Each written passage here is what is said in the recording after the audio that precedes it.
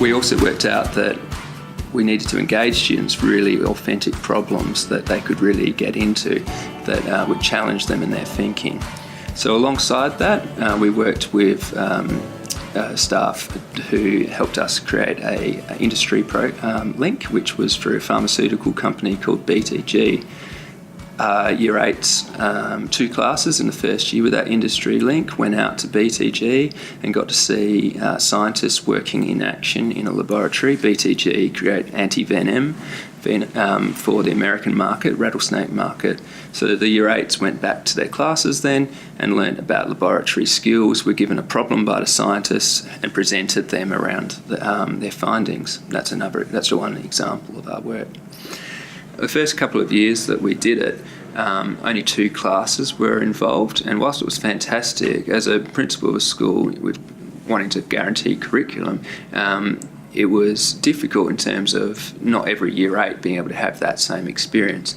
So what we've done this year, led by one of our excellent teachers, Dr. Hayley Siddons, is she's taken a group of student leaders from all 7 care groups to the company, which means that we're not overburdening the company because we really value that link with them.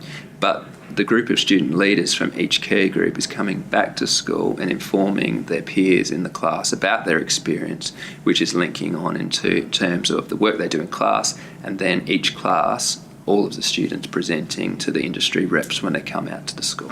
Attending the excursion, you took out why you were doing that project and the assignment.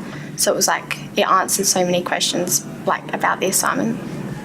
It also shows you how important the assignment is because you're creating a product for BTG to use. Well, we had to come up with we came up with a PowerPoint. We gave our statistics that we received from the experiment we performed, and we had to persuade which one was the most effective in killing all the bacteria so that it could affect their labs. So which one would be the best to kill all the bacteria in their labs.